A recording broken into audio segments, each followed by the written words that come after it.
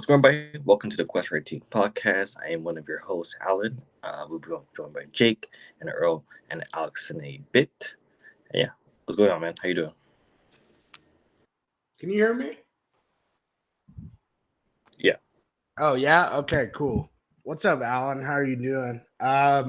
Obviously, for all those Lakers fans out there trickling in, there is a game today.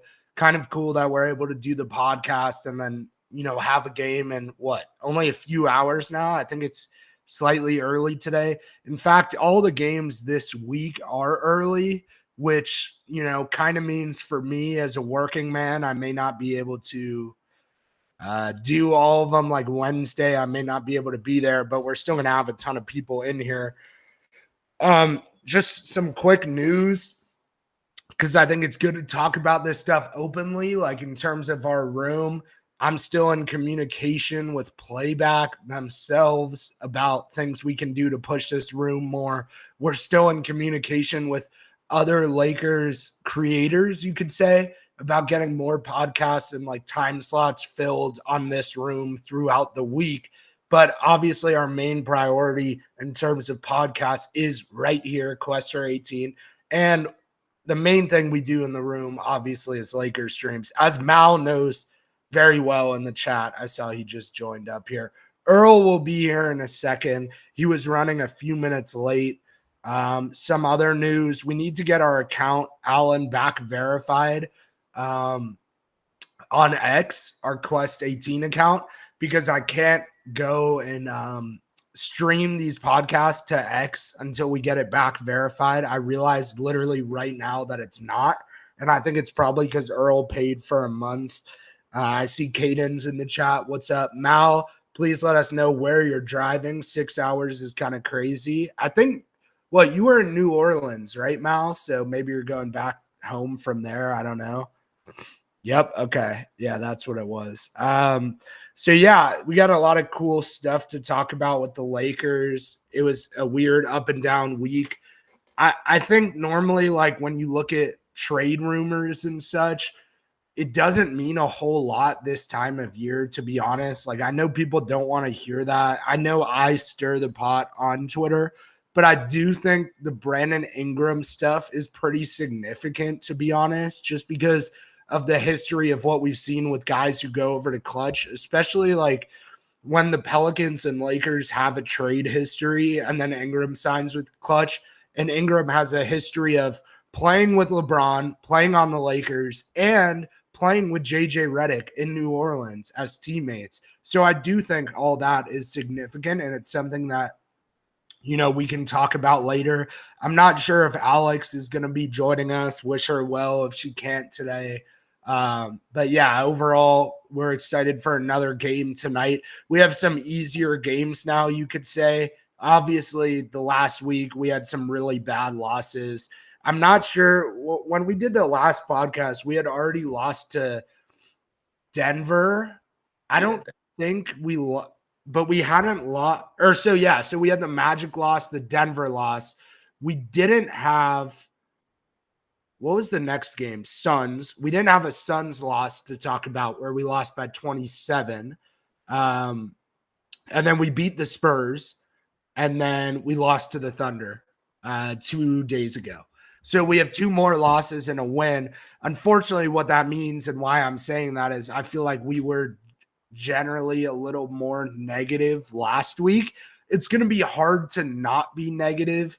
It's a Lakers podcast, to be honest. Like a lot of us are feeling some type of way about a lot of things. It's kind of hard to not be a little negative when we had another week where we were 1-2. Last week we were either like 0-2 or 0-3 or 1-2 as well. I forgot. So yeah, there's some cool fun stuff to talk about. There's some annoying stuff to talk about, but we're back on Questor 18. We have more people than we usually have already in here from connecting it to my Twitter and such. We have a lot of things coming on this channel. Like I said, excited to kick it all off, and we could go ahead and start to talk about Lakers stuff now whenever you're ready, Alan. And then I know Earl will be joining us shortly. Yeah, we start off with our main topic for this one, as seen by the header. Talk about should the Lakers be interested in acquiring Brandon Ingram? Per Amateur Warning, he talked about how Brandon Ingram is going to be a top free agent. He's signing with Klutch, of course, affiliated with LeBron James, and etc. with multiple players around the league. But this one's sort of interesting in that you can feel that Brandon Ingram could be a trade candidate, and that the Pelicans do want to get enough value, supposedly, or at least you would imagine they would get value for a free agent who can be signed for nearly $100+ million. Because we know that at least for Clutch, they do get their players paid. So, what thoughts on that? And should the Lakers look into Brandon Ingram? I think people are missing the mark, like with the discourse about the Brandon Ingram stuff online, because I know people don't have faith in Rob to pull off a trade. That's maybe a separate conversation. Let's say that we do pull off a trade. Why would you not want Brandon Ingram? I don't understand how much Laker fans have been scarred in the past that you don't want someone who's 100 times better than he was when he was on the Lakers last time. And you don't want someone who's 6'10, 6'11, two-way wing. Like every fucking day, people are like, we need a two-way wing for the starting lineup. Now you see all this happen with Ingram, and you're confused why we'd be interested. I've seen this dude get crazy blocks. I've seen this dude jump passing lanes because his wingspan is crazy. I've seen this dude lock down other wings with his size. I've seen him go and drop 25 to 30 like it's nothing, like effortless. I've seen him shoot threes. I've seen him dunk on people. I've seen him finish at the rim with layups that most people on the Lakers can't convert. When Rui goes to the basket, he cannot do the types of layups that Brandon Ingram can do. And Brandon Ingram, as skinny as he is, has figured out how to absorb contact at the rim and still finish, which a lot of like Lakers fans these days, frankly, like some of y'all are a little fake, to be honest, because you don't remember problems we dealt with in the past. You're so focused on like we suck now. But when Brandon Ingram was on the team, one of our problems with him, as someone who actually followed the team as heavily as I do now, was that he couldn't finish around the rim always because he was so skinny, and he would like get bumped easily, or defensively he would get like bumped off the spot. That's gone. So that's not a problem with Ingram now. So this is my message to Lakers Nation. I don't know how many people listen. I don't know how many people are going to rewatch the podcast. But if you are seeing this and you're a Lakers fan, I'm kind of like, I don't mean to be vulgar. I know I use some choice words sometimes, but like we could say whatever we want on here. And it's kind of like, fuck you for not wanting Brandon Ingram. Like, no offense. Like, whether it'll happen or not, I don't know. I'm sure it's hard to pull off in a trade because he is really good. But if you don't want Brandon Ingram, you don't really know basketball, to be honest, because that's the exact type of player who could come help the Lakers right away. Now, does it solve a backup point guard issue? No, we know that. Does it solve a backup center issue? No, we know that as well. Trust me, the Lakers are multiple moves away. I don't know if they'll do it, but we're multiple moves away. We're probably 3 moves away from being a contender. But that's one big sorry, I was looking at Caden's chat. That's one big move that can really turn this team around. And my second point, like Alan, you said it would be hard to get Ingram, and I think in some ways it would. But like, it's the shooting with Ingram and also being effective off the ball. Yeah, you're right. Thank you in the chat, Christian. I think you're right. If it's hard to get Ingram, I don't know. The Pelicans could be stingy, but my point kind of was like, if you're a guy like Ingram who makes a lot of money, who's going to get paid a lot, and maybe the Pelicans don't want to pay him, and he's a free agent after the year, he has less value because he's not under team control on a super team-friendly contract. So him being a free agent, yes, I kind of agree with what you're saying too, Alan. Sorry. It likely won't solve all our defensive issues. But I also kind of disagree because I think it will solve a little bit of defensive issues compared to where we're at now. You know what I mean? Like, he's a better defender than a lot of guys on our team right now. And his size is just his length. He's better defender.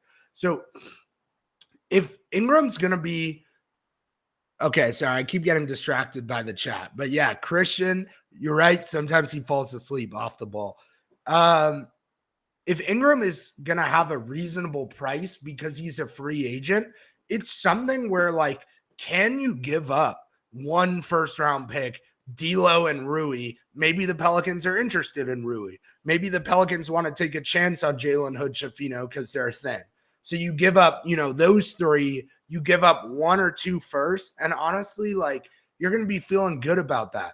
You have to find a way to marginally make moves that get you a backup center, backup point guard in that case, but you're going to be feeling good about trading for Ingram. So I'll say that for now. Earl, if you have anything on that topic, go ahead. But welcome in to our co-host and fearless leader, Earl.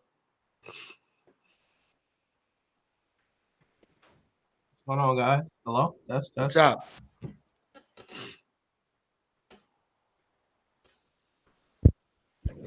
Oh yeah, I've been in the chat, so I'm a little bit late, but yeah, I got a couple thoughts about this.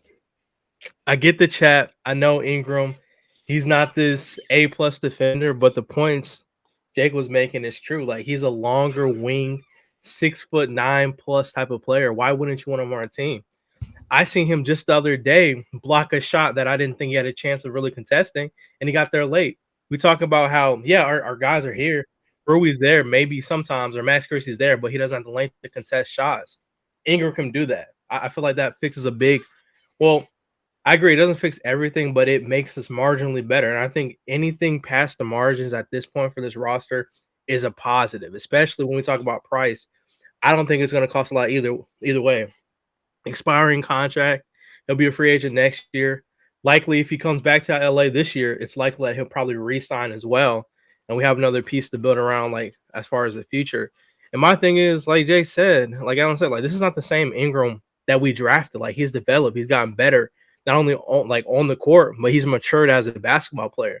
We talk about different situations where guys would love to have a second chance. Not saying it's going to be a D'Lo situation. I don't think it's going to be that bad, even though, I mean, D'Lo had his moments where he played all right. But yeah, I think now it's yeah. Nah, I get it, but we gotta separate players, man. Like, everybody is their individual player. Every situation is not gonna be exactly the same for me personally. So I just think Brandon Ingram, we talk about we need healthy wings. He's that guy. I mean, 6 foot. I'll just call him 6'10", bro. Like, he's got something like the longest kind of frame body we've seen in the NBA. Alongside like a Kevin Durant type archetype as far as like the way he looks on the court. He has a good mid-range shot. Catch and shoot, yeah, I am a little bit nervous about for threes. He does require the ball in his hand a lot, but maybe those without LeBron minutes, he can kind of run those units. We struggle within those minutes. He can run really good, I feel like, next to Anthony Davis in those type of lineups. So I'm confident if we're able to get him, I say go for it. I don't really see really much of a risk. And if we talk about it, yeah, maybe we do. Maybe we need a guy who wants to hold into the ball and get a bucket. But my question is this, like, right now I see a lot of people complain about Rui Hachimura. Okay. Would you right now rather have Rui on the team or Brandon Ingram if it's about that? Like, I get it. Like, Rui is good, but my problem with Rui is he's just not aware on defense. Like, I know I try to be positive here, but it seems like every single night he's just not aware. I'd rather have Brandon Ingram get scored on by being near the play than Rui Hachimura like standing out of bounds, like 4 possessions in a row, not even contesting any type of shots, any type of looks, any type of action. So I'm kind of on board with going for Ingram. I think it works. I mean, Klutch Sports, it just all lines up. It makes sense. LA, Bron, AD, I think it makes sense. And then if you can have that combination, obviously still have Reeves around as well, I think we're building towards the right direction. Does it make us a championship contender automatically? No. But like we said here, we've been saying multiple times, like, this is a process. It's going to take more than one move, and this will be a pretty big move for us as far as what we can get right now. And it's about, guys, it's about what's available. If he's available, like, we have to we got to take what we can get, honestly. Like, we already know it can work. I think it's just about maturity. And I think Brandon Ingram's at that point. He's seen how things have been going down with the Pelicans. He doesn't want to really move forward with them. And I think he'll be happy coming back to LA and playing with Bron and AD and trying to make this work. So I'm all for it. I think going for Brandon Ingram could be a smart move depending on what it costs. I would do it in a heartbeat, bro. If it costs me Rui or first, whatever, I'm doing it, bro. No hesitation. No doubt in my mind. By the way, I'm giving up any of the trade assets we've talked about for Brandon Ingram. No one's off the table for me. Like maybe Connect or Reeves, but we don't talk about those guys for trades anyway. So anyone we have talked about, like I'm giving up for Ingram. And I kind of want to jump in on Earl's points and the chat's points for 1 second too. Like Mal said, maybe we need a ball hog. We do fucking need a ball hog. Like our offense is pretty good, but the way LeBron has been playing, like LeBron is passing to AD and he's like, hey, go do your thing, right? So now imagine another guy on the wing who Bron can pass to, get him in his spots and say, go do your thing. LeBron is not going to be a ball hog going forward. Maybe he had to be at points for us to win, but LeBron, oh my God. Sorry, I'm so allergic. LeBron wants D'Lo and Reeves to be a ball hog at times, or Connect, right? Connect, go be a ball hog. So now imagine you had Brandon Ingram, who's a better ball hog, who's more efficient than those guys. Like it really does work. Another thing, real quick, just in the chat, Christian said, I'm saying it's a reason Kuz fit better around our stars than Ingram did. That's not true. I'll tell you why. Kuz was there in 2020 when we won the championship, and I did think he fit decent around those guys. When I watched LeBron in 2018 come to the Lakers, 18-19, Ingram fit the best around LeBron as just that's pure scorer, right? Like, think about Kyrie. You can't be like Kyrie doesn't fit around LeBron because he's a ball hog and he creates his own shot. Like, that wasn't the case. In fact, it actually looked really good around LeBron. So I think BI could wave. It's like Mal saying in the chat, BI could wave LeBron off, and LeBron probably wouldn't hate that shot. I mean, he's not going to hate that shot if Ingram pulls up in ISO and does something. Ingram fit the best around LeBron in 2018. He was the second best player on the team after LeBron, and he was the main piece in the trade. Clearly, like we knew at the time he was the main piece in the AD trade. Now it's even more obvious. They literally let those other guys go. And Lonzo's been up and down. Hart is good, but he's more of a role player. Ingram was the main piece in that trade, and he made at least one all-star game. Like, let's not overthink all this, honestly. Like, if you can get Ingram, and like Earl said, for the right price, it's kind of a no-brainer, to be honest. So I'm looking forward to seeing if that develops. Now, I keep seeing other things about December 15th, and I think that's a key date where either we can trade people or other people can, something like that. So I wouldn't expect anything till December 15th. But guess what day it is? Guess what month it is, guys? It's December already. So if you're sitting there like, when are the Lakers going to make a move? There's a big possibility that happens around December 15th. And if not, then obviously January or February. Now, if the Lakers go through, this is long term. If the Lakers go through the trade deadline, like in February, and don't make a move this year, this team is fucked.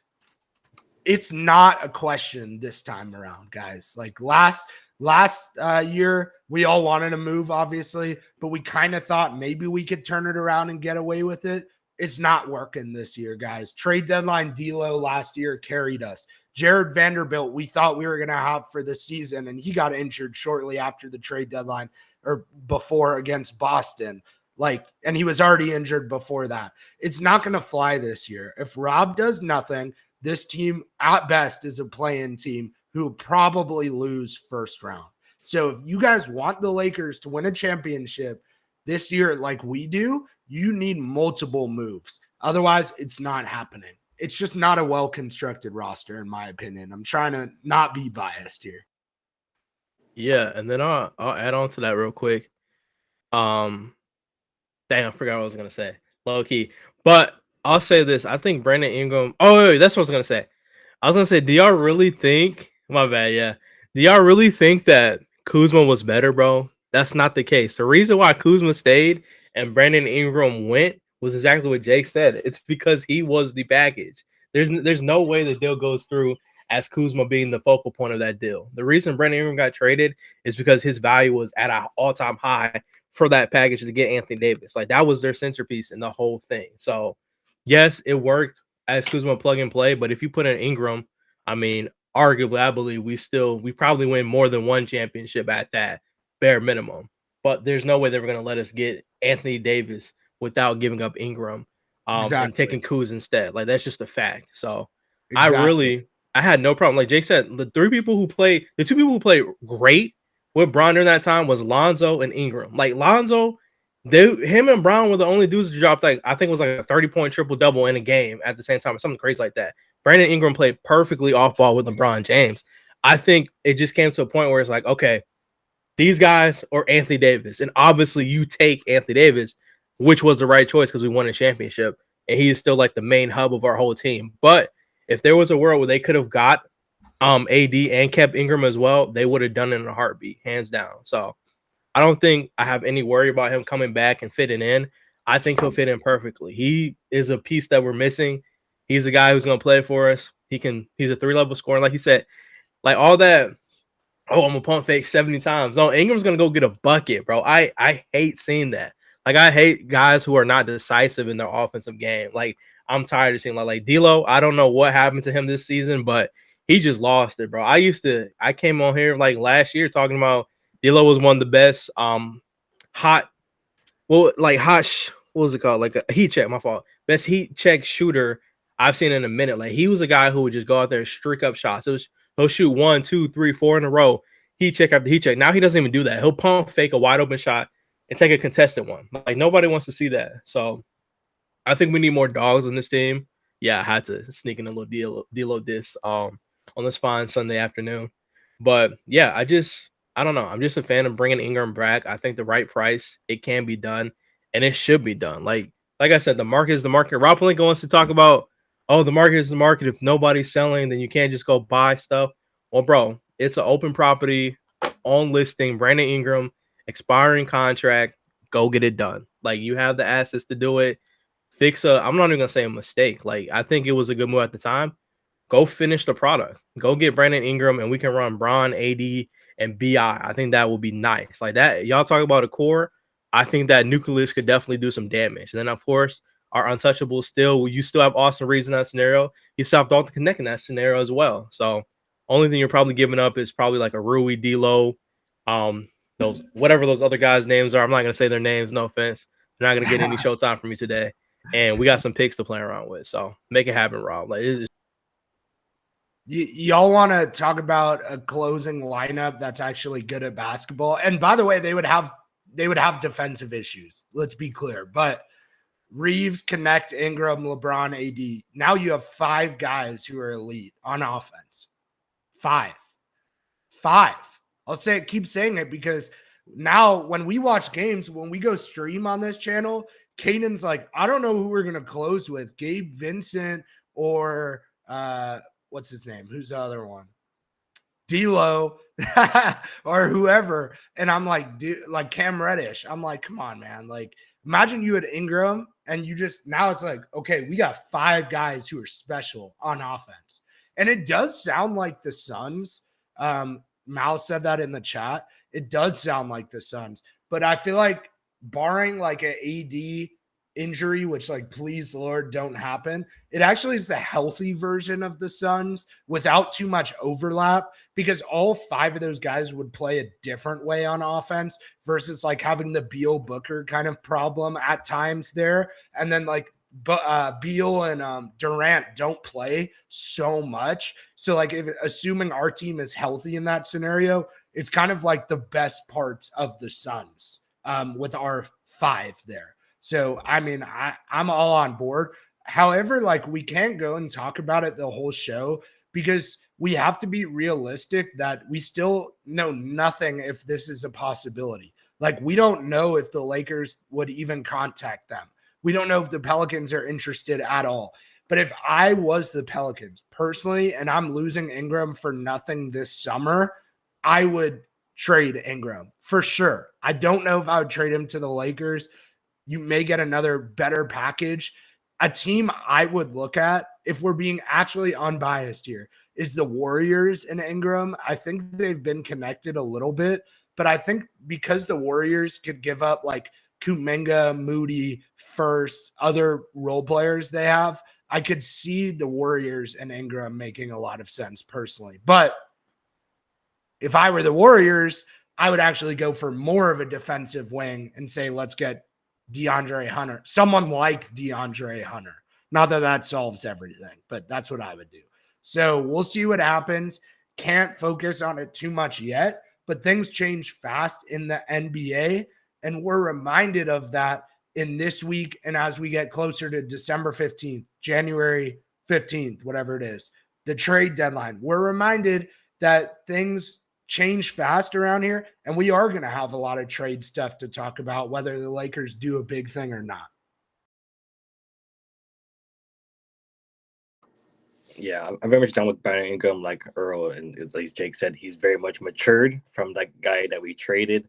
Very much aggressive, strong, and very much a guy who knows his role, and his role is to score.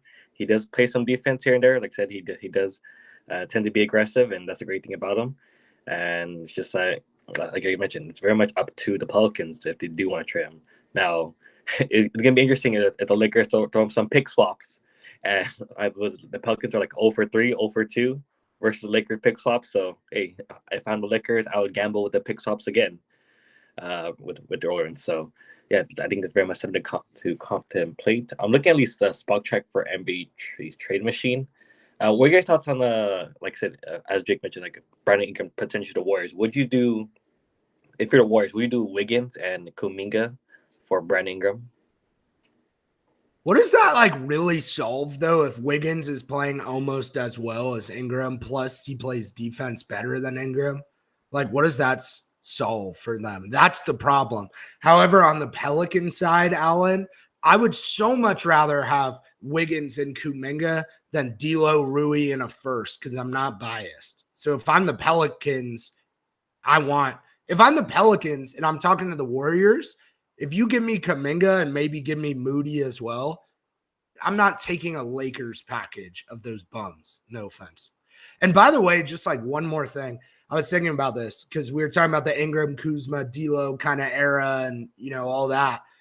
I don't think I've said this before, but D'Lo was my favorite player in the NBA after Kobe retired. And that sounds crazy looking back at it, but this was about, I think it was really only 1 year because Kobe retired. I want to say we traded D'Lo anyway in 2017 for Brook Lopez. So it was like 1 year, but D'Lo was my favorite player in the NBA. And now he's one of my least favorite players in the NBA because as I matured and got older, I understood the difference between guys who go out there and try to win and are a dog every night and guys who aren't. And that's why that's my one redeemable thing about Russell Westbrook as a basketball player is I actually do think he really wants to win. I just think he was fucking terrible on the Lakers.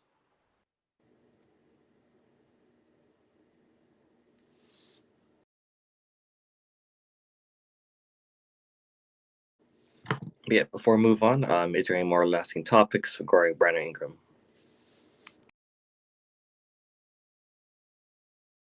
Go get him, Rob. Do your job, man. If he's available, bring him on. I think it's as simple as that.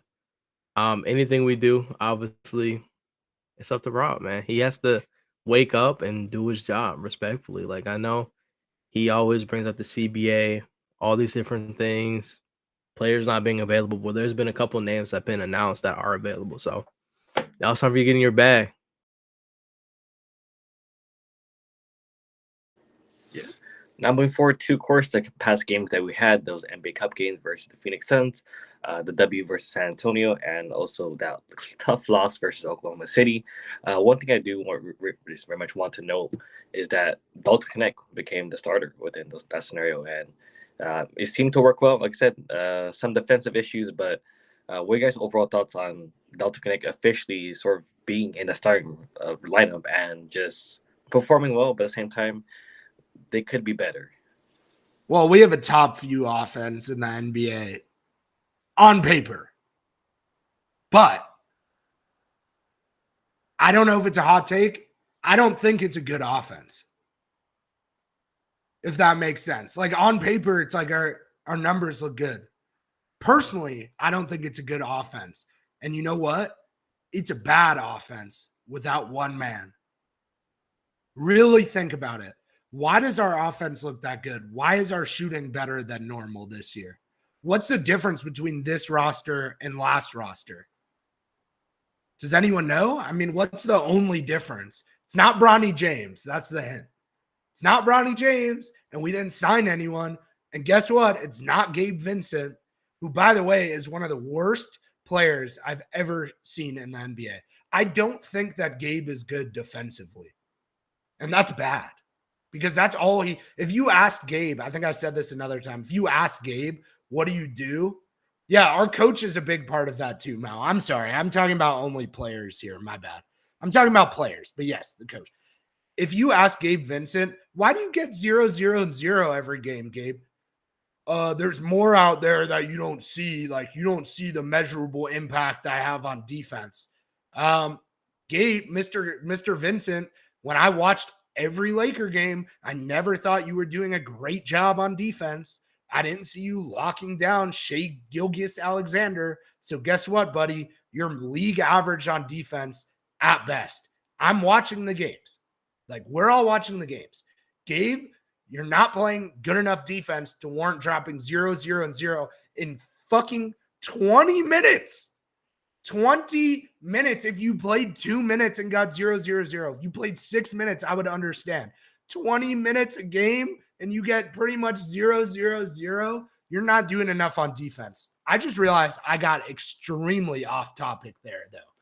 My point was the difference, the reason the Lakers offense looks actually pretty good and the reason our numbers is good and why I said there's only one man making a difference, it's Dalton Connect.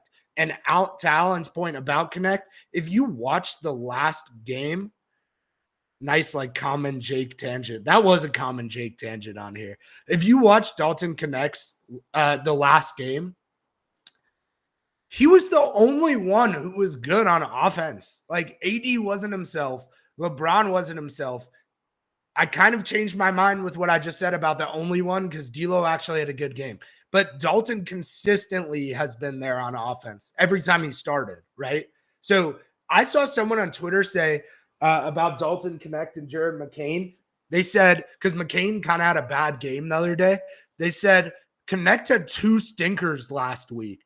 So, like, I look back, he was benched both games. It was the 2 games he was benched, and he didn't even do anything that bad. He just didn't do as much. Like, he didn't put up 20. He put up 10 or 8 instead of 20.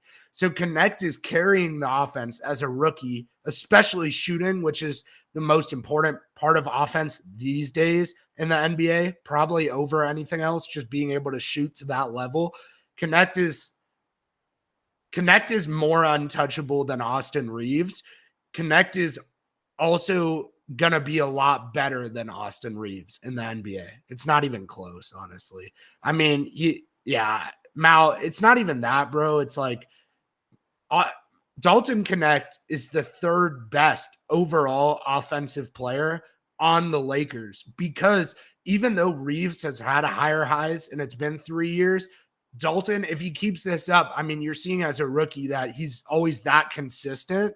And after LeBron and AD, who are obviously more than proven on offense, Connect is the guy I trust the most.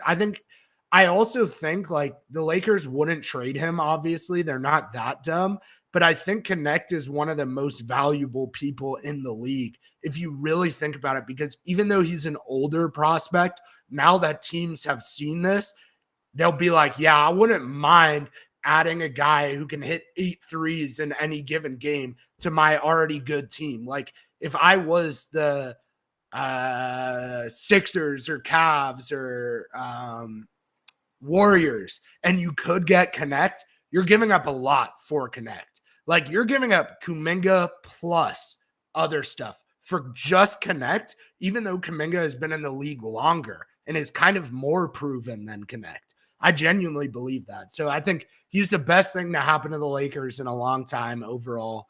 I think he's carrying the offense. He definitely is carrying the shooting. We know that. Austin Reeves will have games where he's 1 for 9 from 3. I believe he literally did that last game.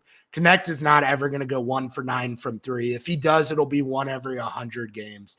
He's easily the best part of the Lakers in years, in my opinion.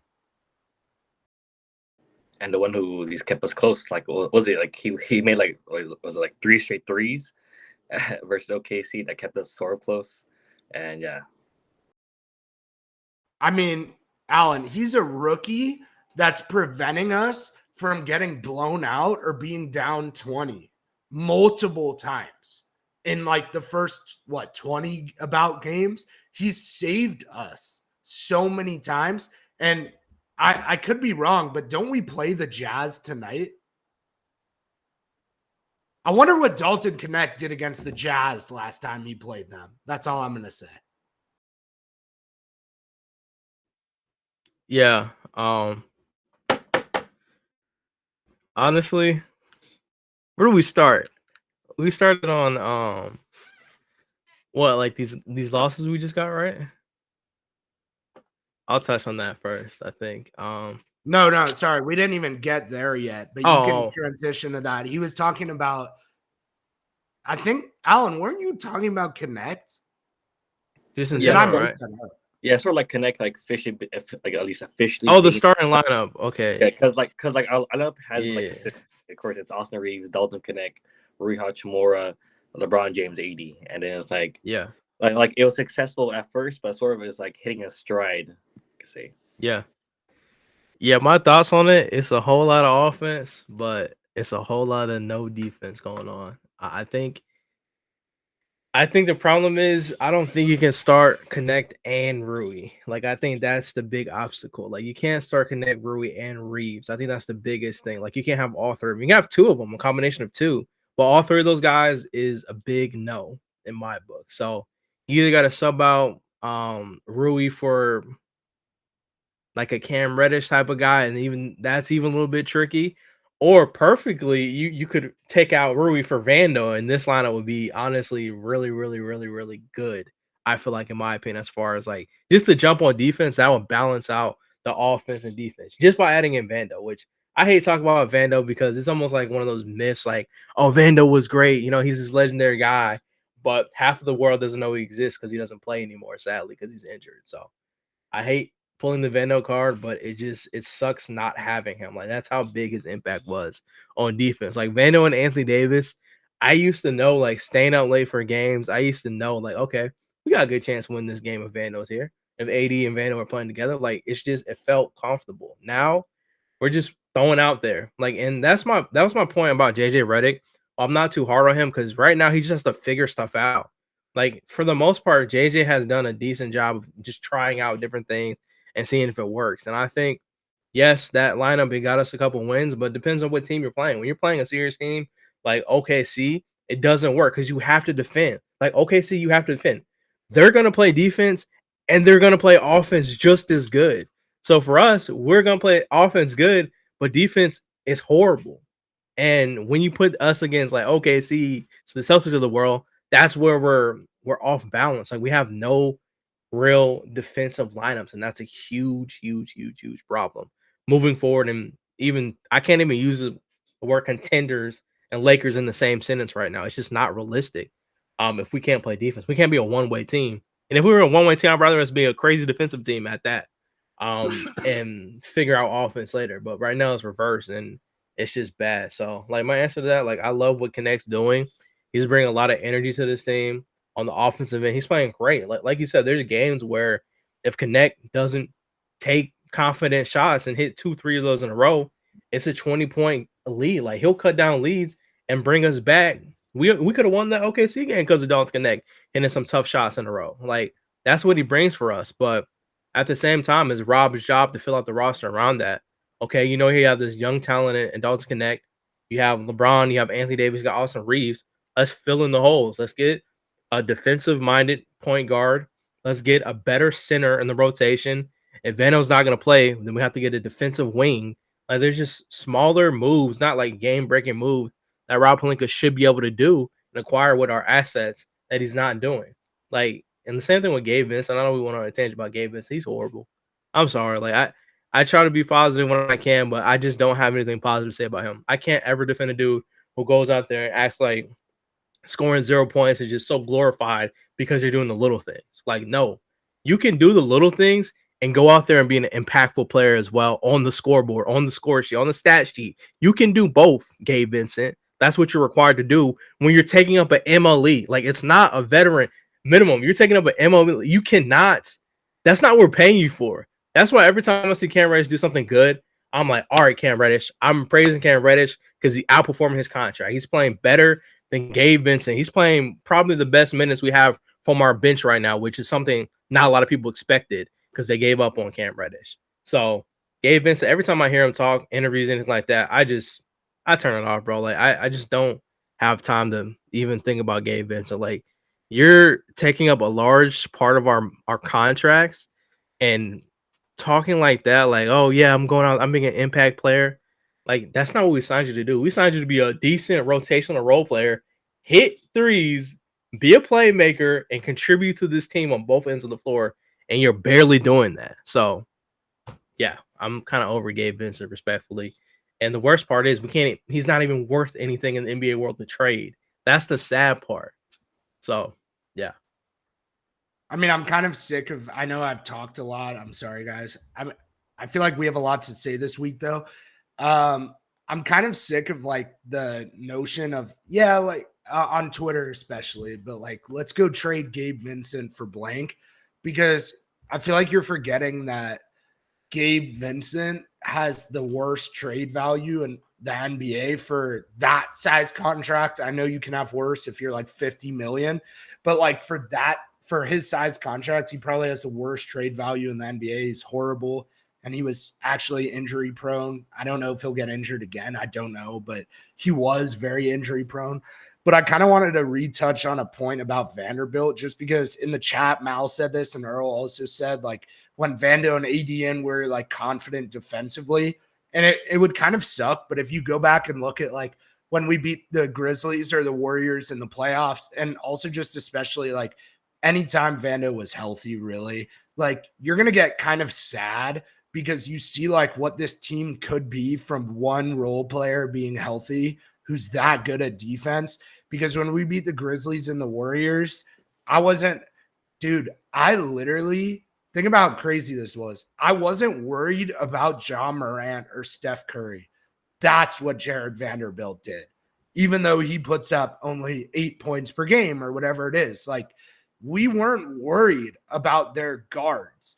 We were worried about Jokic. We knew Vanderbilt's not going to guard Jokic or whatever. And even AD didn't a lot of the time. Like, they had Rui guard Jokic or whatever. But when Vanderbilt was there, we weren't worried about the best guards in the league at times. And it was just ridiculous. Like, we played the Mavs. It wasn't in the playoffs, but we played the Mavs. Vanderbilt had a crazy game. I mean, I think we were also down like 20 something and came back and won. I forget all the specifics, to be honest with you, but Vanderbilt had a crazy game. As I see Earl's poster in the back just flew off the wall. So he's got to fix that. Sorry about that, Earl. Just doing a little commentating. But yeah, I miss that dude, bro. Cause like when you watch a 1 minute video of like Vando defensive highlights or 2 minutes, like I've seen on Twitter, you actually kind of get sad. And his health changed more than people realize, because like, let's disregard the short term for a second. If you now had Reeves and Connect, they're part of like the core going forward. Dare I say, like, Max Christie is still a part of the core. I do think he's going to be a role player, but I think he could be a good role player. I think he could start if needed down the line. So like, if your core of younger people, which the Lakers tried to fill out, is Reeves, Connect, Christie, that does not sound as good as Reeves, Connect, Christie, Vanderbilt. And I think you're always going to have that lockdown defender. Mal said he thinks the Vando archetype is the hardest thing to come across defensively. And Mal, like, you're so right, because name another Jared Vanderbilt in the NBA. You really, it's not many. It's probably Herb Jones. Oh, you just said that. Jinx right there. Herb Jones type of dude. Trying to think who else, but maybe that guy Najee Marshall or Derek Jones Jr. Maybe Derek Jones Jr. last year is a good example of like a Vando type. Jaden McDaniels, yeah. It's rare though, dude. Like people would give up multiple firsts for a lot of those people, and now that ours is so injured the last 2 years, it changed everything for our core going forward. What actually people don't talk about this, and I'm not saying the Lakers should do this, but what I actually think may happen is that Rob is frustrated with Vanderbilt being injured and he trades Vanderbilt at the deadline and we lose more defense just because Vanderbilt's contract is actually pretty good and another team could actually still really like him. Like assuming he comes back healthy, he's going to be one of the best defensive players on another team. I could see us trading Jared Vanderbilt. I wouldn't do that, but the health stuff does piss me off to the point where I'm like, I could see the Lakers being like, dude, you don't even play for us. I mean, we may as well trade you. So this team going forward has a lot of issues that we could talk about all day, but I won't do it right now. Man, bringing back memories, war stories, man. I remember when Vando, man, guarded Luka like 3 possessions in a row, stole the ball, fast break score. Stole the ball, fast break. He wouldn't even he wouldn't let him breathe past half court. Bro, Luka didn't have a chance, bro. He was locking up everybody, 1 through 5, switching on everything. I remember those days, man. It feels like so long ago. It's like my memory of Vando playing is like fading, and it's making me sad. Like I don't even remember his last. Well, I do remember last time he played was versus the Celtics. I was capping slightly, but like it's getting hard for me to remember like those individual moments, bro. Like I miss Vando so much. Like I hope that he's okay. I know we haven't had any positive updates at all. I don't know, man, but Vando's one of those guys. Like he's like. Vando's like at this point, I'm not bringing back Vando until he's fully healthy, bro. Like that's fully healthy Vando. I'm taking, bro. If it takes all the way to when we're about, just imagine, bro. If we make a couple moves, we're already we become a good team again. We got good standings. Playoff time comes around, like maybe the last couple months of the season. Boom, Vando comes back fully healthy. Like this can be a different type of team, bro. I can just see the combinations of like. Then I'll be more comfortable running like a connect type of like think about a lineup with connect on one end offensively and then Van on the other end dominate on defense, bro. It balances out so good. And I think that's what made us a top defensive team because you can have your individual guys who kind of, I mean, I don't want to use the word sucks, but sucks on defense. And Vando kind of made up for it, and so did Anthony Davis. Both of those guys being on the floor at the same time. You can switch Vando onto the guards, or you can switch Vando onto the small forwards. Wherever you needed him to be at, that's where we'd be at. And Anthony Davis will pick up the rest of the slack. So it sucks for sure. But that still doesn't excuse Rob for not making any type of moves other than wings, because wings aren't our only problem. Centers are as well.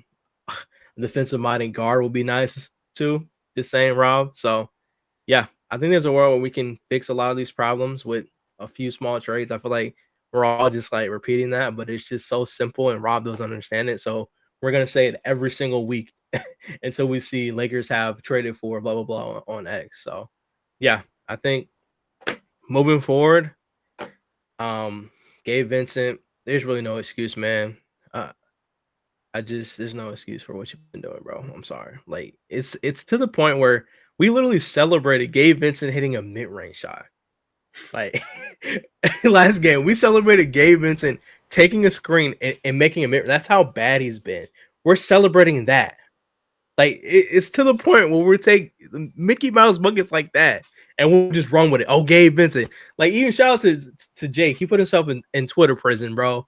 I'm glad I think you kind of took that back, hopefully, about if Gabe Vincent scored 10 points and he would get back on. That's an impossible challenge, bro. I don't think anybody on Twitter was holding you to that, bro, because there's no way. Oh, shit. I actually have an update on that. I'm sorry. Yeah, update us real quick.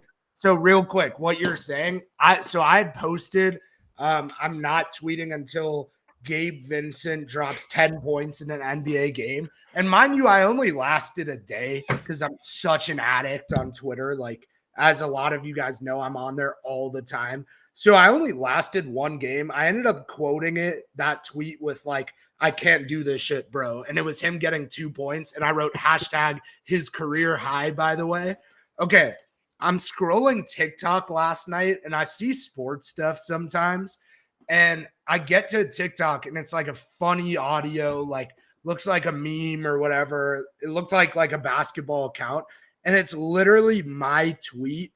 And it says, I'm not tweeting until Gabe Vincent drops 10 points in an NBA game. Like they put a screenshot of my tweet. The next slide said, blood is never coming back. And I was like, oh my God. That's crazy. I will never like sit here and act like I'm so popular on Twitter. But my humble flex is when I scroll Instagram Reels or TikTok these days, I do see myself a good amount on basketball accounts or like other sports accounts. So that's always fun. Go ahead, Earl. I'm sorry. No, you're good. That was a needed context for the people in the chat. One more thing. I'm so sorry. I'm talking you're so good, much. You're good. We easily have our career high amount of average people for Quest for 18. Dare I say ever, because they're actually real people, unlike a former app we were using, which it turns out was not real people. So shout out to you guys, Alan and Earl. I see the numbers going down right now. I guess when I start talking about that, y'all like dip out. But we did get to 25 there first. Oh, now we're at 21. Okay, nice. We did get to 25 there for a second. Yep. Shout out to you guys, of course, joining us. This will be our new time every Sunday at 5:30 p.m. in the playoff LAL chat. So make sure you guys follow the page. If you're on Twitter, join up on the stream, man. It's fun. Send questions. We'll have polls in here for y'all to answer. You contribute to the conversation for sure. But yeah, I agree. I think really right now, man, I think we're in a weird spot. Like I was telling y'all last night, like I don't know about y'all. I know some people do, but I don't really get like I don't want to use the word invested into these games. But right now, I already know, like I said this last week, I think we're right now, if we don't make any moves right, we're just playing with house money. Any win we get right now before we make any move, I think it's free game. I don't think we're supposed to be good right now. And like you said, Dalton Connect is bailing us out a lot of games. I mean, Braun is he's on a streak of playing so many bad games in a row. I mean, turnovers 5+ in the last I don't even want to talk about it. 18 points, Braun. 20%, Braun. Like, he's not even hitting threes anymore. He's missing layups, man. The spin move's not working anymore, bro. I'm not gonna be those Kendrick Perkins of the world. It's like, oh, LeBron's done and all that, blah, blah, blah. I actually like when people do that. It feeds into the LeBron synergy, is what we'll call it. But yeah, right now I think we're playing with house money. There's a lot of things going wrong, and every win we stack right now, early game, I think is going to help us in the long run. I still think Rob Pelinka, I believe he's going to make some type of move because you can't sit back and watch what we're looking. You can't, as Rob Pelinka, you can't be sitting in your office and respect the product of Lakers that y'all putting out there on the court. There's no way you can. There's no way you're comfortable with that at all. So at some point, I think.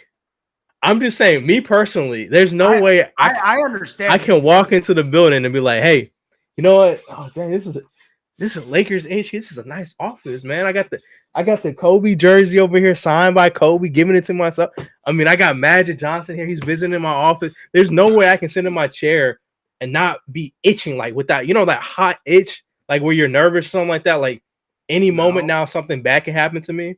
There's no way. There's no way Rob can't feel that right now, bro. There's no way he's comfortable. And he's comfortable in this, man, then I don't know. There's no way he's. Are you sure? Like, I'm not sure. I'm saying there's no way though, Jake. There's no way. For you, you're right. And I agree with you. Yeah. Are you sure about that Rob would feel that way? Because I'm not.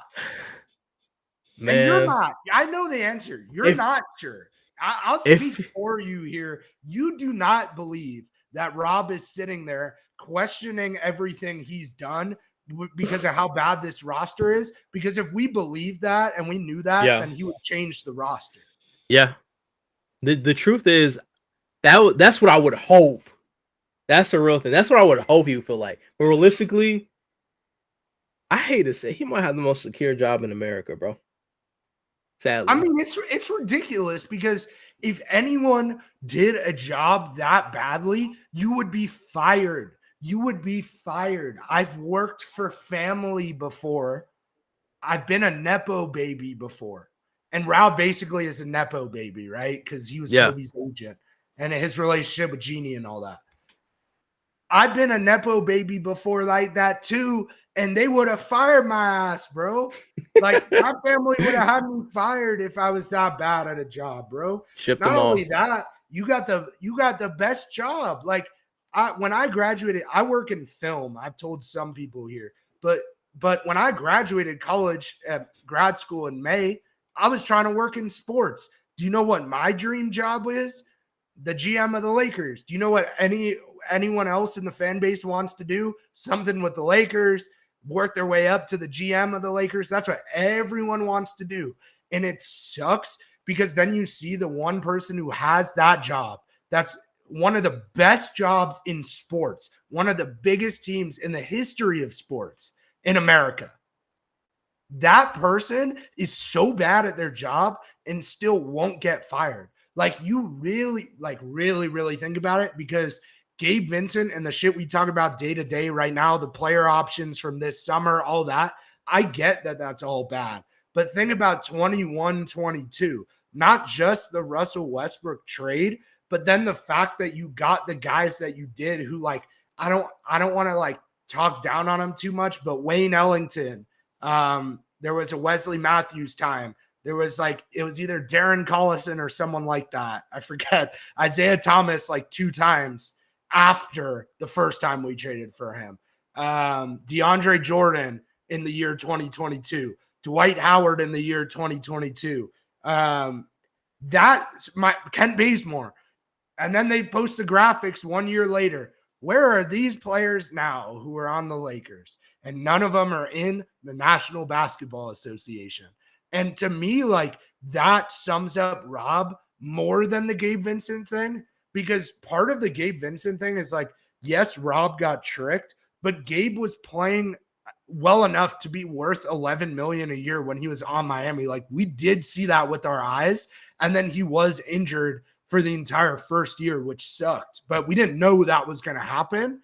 But to me, what sums up Rob is the agreeing to do the Westbrook thing, especially if it was like Braun or AD who pushed you, because it doesn't make sense. And then everything else you did around there. And part of that, as you guys know, is something Lakers fans hate, was choosing THT on that team that you knew was going to have Westbrook over Caruso, which Caruso could help any team. He's way more plug and play at the minimum. So that all kind of like that summer of 2021 or 22 going into 2022 kind of sums up Rob Pelinka. I mean, we don't even have to pull up the roster, but if we did, it's one of the worst rosters in NBA history in terms of construction. Our roster now has a lot of problems. That one is way worse than right now.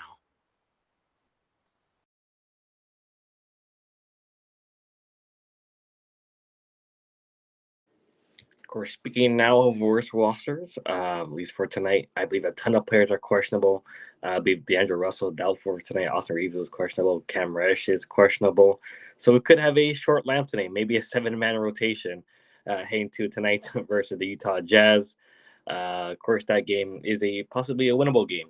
Like I said, heading to that game, we're sort of we lost, was it our last 4 out of our 5 games? We're now in the 8th seed, but we're still a half a game back from getting back into that playoff seed position. Right now, we're in a play-in, tied with the Phoenix Suns and LA Clippers. So, at least for you guys, what is predictions for that one game?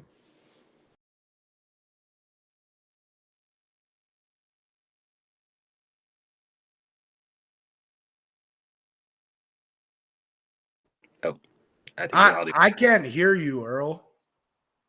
It's muted. My fault. I was muted on this side. My bad. Appreciate you.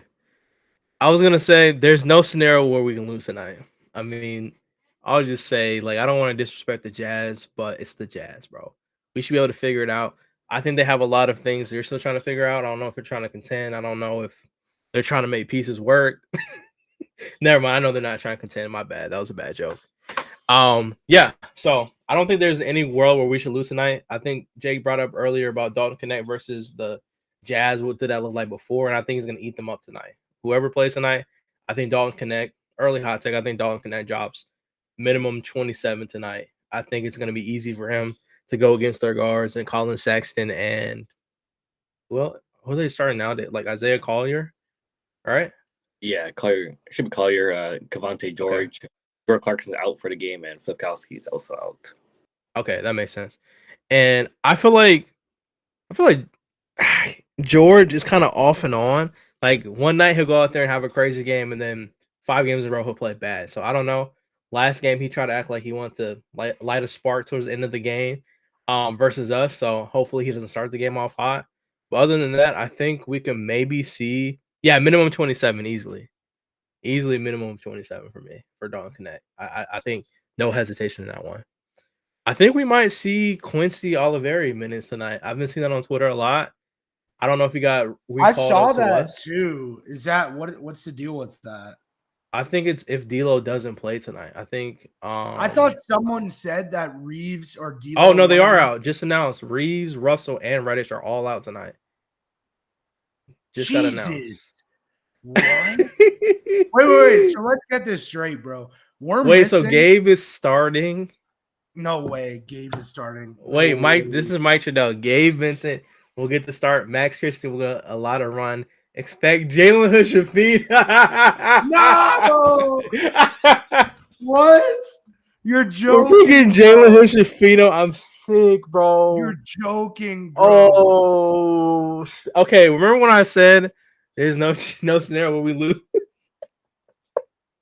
Can I take that back? Reddish and Russell are injured, they're saying. Yeah. Or, sorry, they're sick. Reddish and Russell are sick, apparently.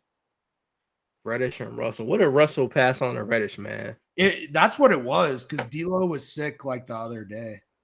Oh my gosh, bro. That just ruined my night. Yeah, shout out to Mike, of course. But yeah, sorry to get a little bit gloomy, but we're just reacting to this news live, getting a couple tweets in. That's actually some big news. It is. But like, okay, moving forward, I think tonight is definitely going to be. It says Austin Reeves pelvic ruled out Sunday. Doesn't that mean like a male private part, or am I? That's all I'm saying.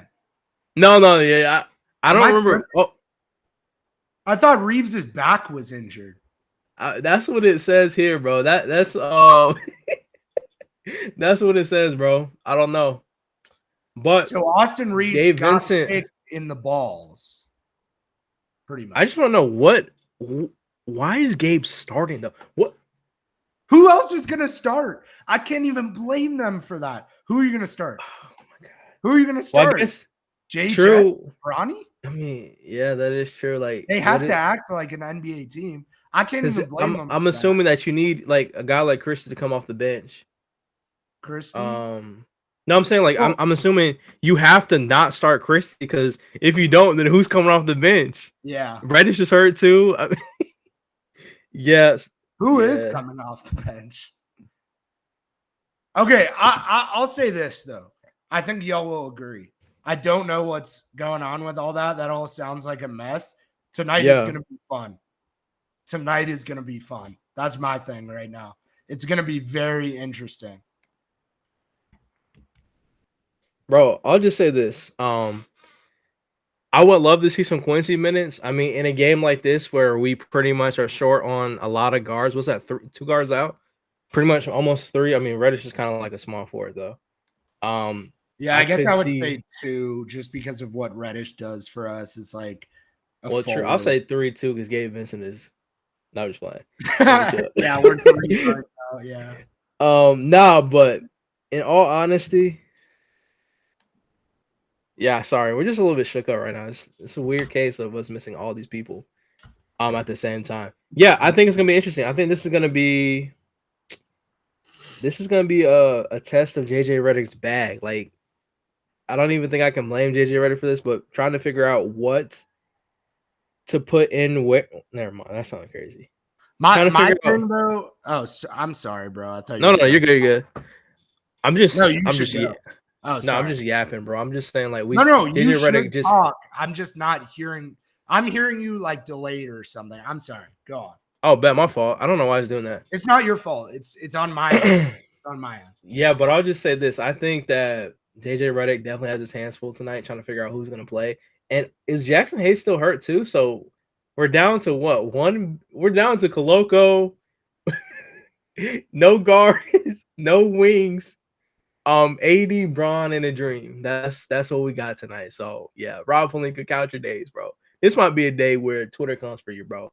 This is gonna be a sad day for and JJ. Don't log into Twitter tonight, bro. Respectfully, and it's not even your fault. Am I crazy, or is our bench tonight Jalen Hood Shafino, Christian Koloko, and that's it? Am I forgetting anyone? No, Oh, it's no, yeah, no, yeah. no. No, I'm that's right. that's I'm it. right, bro. I'm Wait, is actually Rui right. hurt? No, Rui's starting. I'm dumb. He's starting. No. I'm actually Rui right. Our connect. bench is Jalen Hood Shafino and Christian Koloko. So they have to bring out Quincy then, right? He has to play, right? I guess, but Yeah. but that Trudell report is bad. Well, that's just news. guards. Oh my god. But the Trudell report is bad news then. I'll say always a quick PSA. Welcome everybody. If you are joining in, we are live reacting to the Lakers announcement that Austin Reeves, D'Lo, Cam Reddish is out. We also got news from Mike Trudell that Gabe Vincent will be starting and JHS will be game minutes. So of course, if you have any questions, hot takes, or opinions, feel free to drop them below in the chat. And yeah, it's like waking up to a horrible nightmare. Like, bro, not only are we missing everybody, we got Jalen Hood Shafino getting. I haven't seen him play basketball ever. Really, this calendar. How am I gonna say calendar? I don't know what I'm saying. I haven't seen him play this season, and if I have, it was forgettable. So I don't know, bro. It's gonna be something tonight. This is kind of bad. But also, then if they try, the problem is they're so thin that if they try to hide Christian Koloko or JHS, what's going to happen is now Gabe Vincent's playing 44 minutes, or AD or LeBron is playing 44 minutes. So like most of the minutes, and that also sounds like pretty bad. But then like you don't want them to get that exerted versus the Jazz. I mean, honestly, this is a game where you got to beat them in the first half. Really, you have to put such a bro. This could be bad. You don't want a situation where you got Braun and AD playing 40 minutes versus the Jazz. Like that's horrible. Exactly. And then, oh my god, bro, I didn't think about that. That's a good point. Also, by the way, we do easily have the most people we've ever had in here. I just got a text. Can y'all still hear me? Yeah, we good. Oh, okay. Sorry. I just got a text from Caden talking about people who are in here who haven't joined. So if you are in here, it seems like we have a good amount who haven't joined the room yet. Please join the room. And if you're a big Laker fan, which I'm guessing you are, if you are on this, you should probably keep in mind that we're live every Laker game with even more people. So you see us three perspectives, but also all of our other good co-hosts, some people who are popular, very popular on Twitter, will be here. Yep. So come stop by for the game, which is happening pretty soon, right? A little over an hour or something. Yeah, a little over an hour. Yeah, 5 p.m. Pacific time, 8 p.m. Eastern. The game, obviously, what we're talking about now is kind of breaking news, but kind of funny that the Lakers are missing every role player on the team besides Max Christie, who's barely in the rotation, Rui Hachimura, and who else is in the rotation? Dalton Connect. But besides that, they're missing everyone. Yeah, I think it's a little bit shocking. I don't think we've really had, like, even when things have been really bad, I don't think we've ever had this many injuries on one given game night. If I'm not mistaken, we're limited to 2 off the bench. It's kind of crazy. So, If you And want what? to make it 3, Earl, you could Oh, say true. that Maxwell Lewis is technically Mm. probably off the bench. I wouldn't play him in an NBA game, but I've Also, seen him in garbage time. also like Armachori might get minutes tonight. Oh, yeah, you're right. Oh, true. Yeah, You're yeah, right. You're right. You're I right. forgot about that.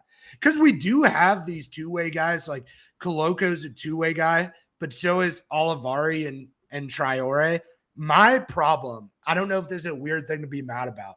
If this is the case, then this is where you use someone like Quincy, which I think you guys will agree, because Yep. he does have the potential to go out and drop 20, 25 points. And JHS, like, he can't actually do that regardless. So I would use Quincy. In fact, I would even go as far to say I would almost keep Gabe in his spot on the bench and start Quincy. But I know that's like a hot take, and they weren't going to do that. That was just like if I were the coach, I would do that. Yeah, and I'll go with an even hotter take. I think. Well, I don't even think this is a hot take. I think Quincy is probably our best option off the bench tonight. Like if we're talking about ready players. Oh well, besides Max Christie defensively, but offensive wise, He's starting. Oh, Max is starting too. Right. Yeah. Oh gosh. Oh well. Wait, is he not? Maybe I'm wrong. Is Max Christie? No, I don't remember. I thought Trudell said something about Christie. Gabe Vincent to start. Oh, Max Christie will get a lot of run. Oh, so expect Jalen Hood-Schifino to play. My bad. Okay, So I didn't make count sense. it. No, you're good. So Gabe, Connect, Rui, Ron, and AD. Oh god, it's actually not that bad. It's not. Hot take. The starters is not the problem because it would only be I know Reeves and Vincent is a big jump, but you still have four of your starters. That's true. That is true. I think when I see Gabe's name, it just automatically is like a minus 15 confidence booster. So maybe that's what it is. Anytime I see his name, it feels like it's worse than what it is. So yeah, you're right. 4 of the 5 stars are still good. Yeah, bench. I think I'll shoot another I'll shoot another hot take out there. I think Quincy tonight will have at least. I'm giving it at least tonight. He'll have at least 15 off the bench if he gets minutes. I don't know what the rotation is going to look like. If he plays at least 20 minutes tonight, he'll have at least 15 points. All confidence. I'm gonna book that one. A lot of people on Twitter are saying like that Quincy should be playing. I see that his status was updated to day to day. I don't know what that means. I don't know if that matters. A lot of people are asking for Quincy to be playing. I don't know if he actually even will. Oh, sorry. Here's the full Lakers bench tonight. Max Christie, Christian Coloco, Armel Traore, Maxwell Lewis, Jalen Hood-Schifino, and then maybe Quincy Olivari. So all G League are two-way players except for Max Christie. So it's South Bay X Lakers tonight. Exactly. It's like bring your little brother to work to school day or something like that. We ball. No, it's like yeah, it'll be a blowout. You're right. We're gonna blow out the Jazz easily. I like that mentality. We're gonna blow out the Jazz. I like that. Even though I know that's not what you're saying. No, I like how you spun that there, Earl. I'm on your side there. Hey, man. Also, in terms of the starters, like because you know what I was saying, like LeBron and AD may have to play like 40-something minutes. Is so funny. Those minutes will be a lot easier for Bron and AD if they don't have to carry the load on offense. So I want to make a new hot take. Actually, literally, someone just said this in the chat. I think Dalton Connect will have 40 points tonight. Oh, you doubled mine? Okay. Because we don't have options. I think JJ will say, this is how basketball works. I've played basketball. If there's a situation like this, JJ will say before the game, yeah, Dalton, you could go put up 30 shots tonight if you want. And he won't put up 30, but he'll put up 20. Yep. And he's good enough that he has a chance to get 40. And they saw what he did against the Jazz last time, who, by the way, I think they have the worst defense in the NBA. The Jazz, they definitely have one of the worst. So I think Connect is going to have 40. But I wouldn't have said that before all the injuries. You know what, Jake? Since you're doubling up, I'm going to go out there and give up 80? I'm going to get – no. Chill. I'm not doubling up on Connect. We're done with Connect. Connect capped out at 40. I'll say this. I'm going to give Gabe Vincent – I can't even say what shape. I'm going to give Gabe Vincent some love on the stream tonight. You know what? I think Gabe Vincent scores at least. Jesus. Give me a second, guys. Jesus. I think Gabe Vincent scores at least 15 points tonight as a starter. I think he's gonna have a breakout game. Think about it though. Think about it, Jake. Everybody tends to act different when they're a starter. Everybody's all comfortable. They feel like they get more touches. He's gonna be playing with Bron, AD, Connect, Rui. Nobody's gonna guard Gabe Vincent out there in that starting line. They're gonna leave him open, just like we leave shooters open. So, I think Gabe Vincent. You know what? I'll say that back. I think he's gonna get the opportunity to score 15 plus points. Like he's gonna be able to take those shots. Yeah, Gabe Vincent breakout game. I think he's gonna flash back Miami Heat days. He's gonna give us a master class. So I'm gonna stay on that one. I haven't been giving a lot of hot takes, so let's do it. Can I add? Yeah, and I knew we were gonna have that segment, but let's just call this the hot take segment. I'm gonna add facts. If Gabe Vincent can't get 15, like let's say he gets 30 something minutes tonight. If Gabe Vincent can't get 15 points, he's not an NBA player. I will go as far to say that. And I don't think he will. Like someone in the chat said, we be dog walking your ass. 85 said, if he puts up zeros, I'm going to lose it. Bro, I'm right with you though, because like if he puts up zeros as a starter, I swear to God, bro. And you know what else is crazy, Earl? We were just talking about my tweet. Gabe Vincent, like I'm not going to tweet until Gabe drops 10. It could have been tonight. Like if I actually kept doing that, it could have been tonight. Like I may go back and quote that tweet if he drops 10. This is Gabe's best opportunity of his Laker career to drop 10 points. I really don't think he will. That's how bad that motherfucker is. No offense. I'm sure you're a nice guy and you look like that one dude in that one movie that everyone always talks about. I forgot his name. No, kind of like that's probably dude. That's probably my best line, bro. I swear. You I'm sure you're a nice guy. but it's he that time out. All right. Never mind. Unquote what I just said. I think Mark caught what I said on accident. But yeah. Shamar Moore. Wait. Oh, yeah. Wait. Is he related to Shameik Moore? No, he's not. Oh, Gabe Vincent? No. Shamar Moore. I thought he may be related to Shameik Moore. Shamar Moore is an actor from SWAT and what else is he in? Oh, I know who you're talking about. Yeah. Soul Train. That's crazy. and people say he looks like Gabe Vincent. Me personally, I don't really think he looks like Gabe Vincent. I'm sorry. There was one picture where he had not Sharon Moore. That's the Michigan coach, right? No, I'm talking about Shamar. And honestly, since we're going off the rails here, Earl, dare I transition this podcast? We could do whatever we want. It's our podcast. Dare I say Shameik Moore is down fucking horrendous because Haley Steinfeld got engaged. Oh my God. Okay, yeah.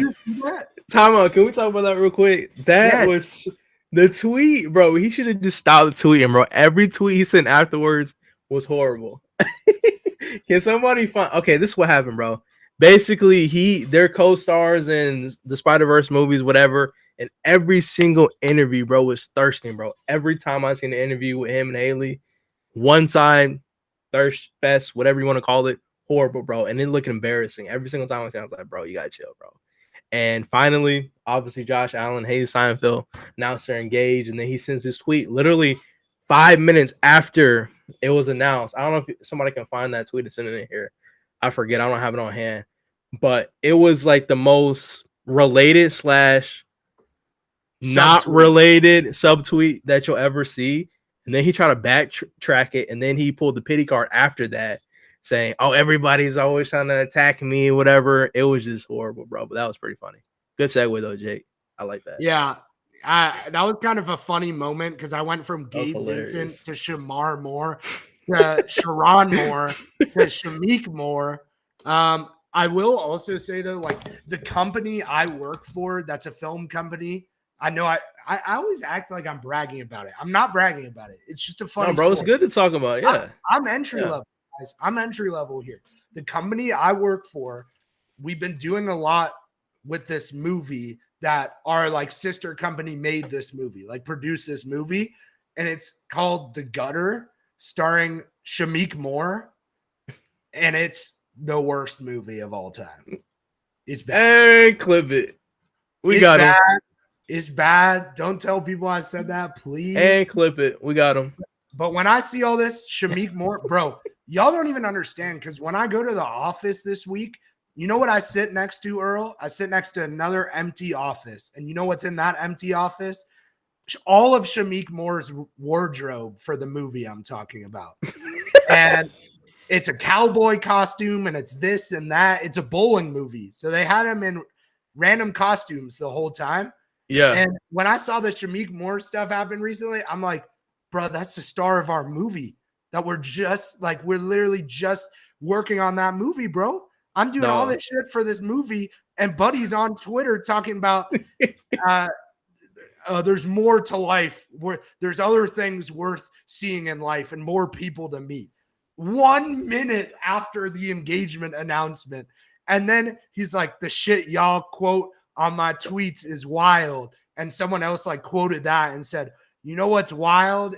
Every Spider-Man co-stars dated in real life. Tom Holland and Zendaya, Andrew Garfield and Emma Stone, Tobey Maguire and I don't know that redhead's name, but the person who played MJ, all dated in real life except for Shamik Moore and Haley Steinfeld, and he was not able to pull it off. So honestly, Shamik Moore, bro, I don't know why we dedicated a whole segment of a Lakers podcast to you, but shout out to you, bro, because I hope God takes care of you in the nicest way and you receive your blessings in the coming days. We're supportive of Shamik Moore on his journey. We all know what it feels like to be that down bad for a bitch. So I'm sorry, but shout out Shamik Moore. We could get back on topic now. Alan's probably sitting there with his camera off like, what happened? Yeah, he's probably laughing, bro. I already know Alan's laughing. No, just like no, I'll say this to end it. No, go ahead, Alan. Go ahead. Like a lineups. Oh, you said what? Oh, you're making lineups? No, just like meme lineups. Okay, yeah. It's like LeBron James, JHS, Maxwell Lewis, Ochoa, and Chris Loco. God. No, that's horrible.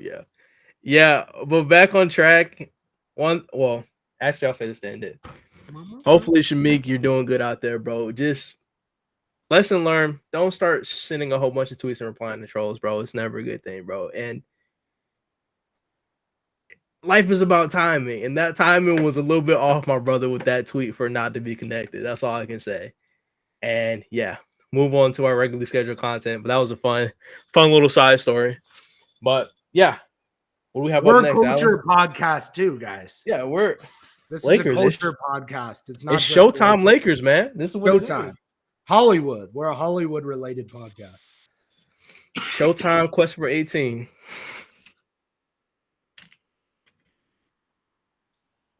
Yeah, I think was it like the game starts at 5:30, right? Yep. Yeah, so we got an hour to the game. As always, thank y'all for joining us. At least any lasting topics or any opinions / hot takes, and what is the funniest lineup you can come with? You can come up with tonight. I thought that JJ Reg might throw out there. Jake, I'm gonna let you go first. Oh, you want me to go? I feel like I talked way too much this podcast. I mean, the funniest though is like just shit that doesn't have any NBA players. You could say like it could just be all those G League guys that we mentioned. but I guess like for it to be funnier, it kind of has to include like one really good player. So let's get wild. All right. At the 1, Jalen Hood-Schifino. At the 2, Gabe Vincent. So now you got JHS and Vincent in the same game. 3, Maxwell Lewis. 4, Christian Coloco. 5, LeBron James, even though Coloco's in, because they don't trust him, his rim protection. That would be wild. Because then you got the JHS, Maxwell Lewis, Gabe Vincent, first 3, which is actually the worst in the NBA, maybe ever. Then you got the greatest NBA player ever at the 5 for no reason. And then you slide in either Traore or Coloco, I'll say, at the 4 for no reason, even though Coloco should be the 5 in that case. So I mixed it up. All right, bet. You know what? I'm going to take that. I'm going to double it. At the 1, I'm taking. Wait, what's the dang? I need the. Do you still have those names? By the way, can you link that in here? But at the 1, I'm probably taking Jalen Hood-Schifino. I think he's our worst point guard on the roster, hands down. No comparison. He's the worst player on this roster. No, is he better? Is he better or worse than Bronny? Right now, I don't know. I'm just asking. Yeah, I already get my take on this. I think he's worse because he has shown no development from year 1 to year 2, in my opinion. And if I'm going off of that logic, I think I'll have to give Brian the edge for now because he actually showed he can get a rebound, get a block in the NBA game or something like that. So I'll give him that. Oh, and he had that tough fadeaway in Cleveland. So shout out to Bronny. But yeah, I'm going Jalen Hood-Schifino at the 1. At the 2, I'm gonna. Dang, I feel like I'm copying your lineup. No. Okay, at the 2, I'm going Gabe Vincent. Walk with me. At the 3, I'm going Rui Hachimura. No. At the 3, I'm going Don't Connect. At the 4, I'm going Rui Hachimura. At the 5, I'm going Coloco. I'm going with the no defensive lineup from 1 to 5. That's interesting. No defense and no offense. Well, no. 2 offensive players and no defense. That's it. Wait, that's lineup I'm going with. Offensive player. Oh, Rui. Dalton and Rui. Okay. Dalton and Rui. I think that is funny, but to answer Alan's original question. Oh, also, by the way, Mal, or maybe he headed out, but Mal, we'll see you later today if you see this. We'll see you for the game, which, by the way, the game is in an hour, and our stream for the game on this channel starts in 45 minutes. So we do have to get to our tier list in a second. But just to answer Alan's last question based on like Earl's answer, I don't think it could be a funny lineup unless you have JHS and Gabe Vincent. It has to be both at the 1 or 2. I don't care which order. I think you need both of those 2, though. And I think we are going to see that. So Lakers fans, close your eyes at the screen tonight, because in the year of our Lord, the year of the dragon, 2024, the month December, you will be seeing a Jalen Hood-Schifino and Gabe Vincent backcourt. Boy, no way. And now we get to a fun segment, Lakers tier list. It certainly changes with the news that we just got, so we have to try to keep it about the last week, but go ahead, man. Yeah, I'm speed running this week, bro. So I'm gonna get mine, and then we're gonna hit it off. I'm going D'Angelo Russell. I'm going C tier. I think D'Lo actually has some pretty good games this week. He did keep up my 15 plus points, shooting 40%. Hot take. What was he last week? He was like, he was all the way at Gabe Vincent level. So I think C's a high enough elevation. I still don't think he did enough to be in B just yet, but he played really good. So, I'll elevate you to C, man. You passed. Congratulations. I'm done with it. Go. Yeah, I'm with you. I think D'Lo is definitely fair. See, I do forget what we had him at last week, to be honest. It was the Gabe. Remember we switched the tiers? Oh, we yeah. put D'Lo and Gabe Vincent, and we Vincent. Should still leave those tiers. All right. Nah, I like it. Yeah. Gabe, let's do Gabe Vincent. Let's get spicy. Is it spicy? Gabe Vincent, his tier could change today. Give me Gabe Vincent in D'Angelo Russell tier again. Yeah, that is true. He hasn't done It makes anything a worse lot than of what he's already sense, done. guys. He did. Yep. He didn't do anything different. He didn't do anything different this week. I'll tell you that. Maybe tonight. We'll see. Dang, his floor is so bad that he's not even in his floor. That's This think about floor that. is reserved for non-NBA players. You have to be the worst person. You have to be a dictator of a third world country oppressing your people to be in Gabe Vincent tier. True. Carry on. One bad game from Jackson Hayes, and he might be in that category, but we'll move on. I All got right, who's Dalton, next? I got Dalton Connect. I'm feeling like a low B. Okay. I feel like low Yeah. B. I'm chill with that. I think Dalton's Connect, he had a pretty good week. He's really the only reason we're in some of these games late game with those heat checks he takes. So shout out Dalton Connect. And he's fitting well in the starting lineup like we talked about. Yeah, so I'm cool with that. Yeah, For sure. I think it's going to be hard to not put Connect in A if he does have like a crazy performance tonight. And then also just because the next game we play, who do we play tomorrow? Was it Timberwolves? I don't know. I just think Connect is going to be important the whole week. He may make a case for A, but I agree with you guys. Yeah. Is it Earl's turn? My bad. Yeah, we play Minnesota and then Miami after. Oh, okay. I think we beat Miami, by the way. I'm not that worried about that. True. Also, like, okay, this is kind of a little tangent. I'll keep this short. Am I tripping or have I heard nothing about Miami this year in terms of NBA basketball? Am I crazy?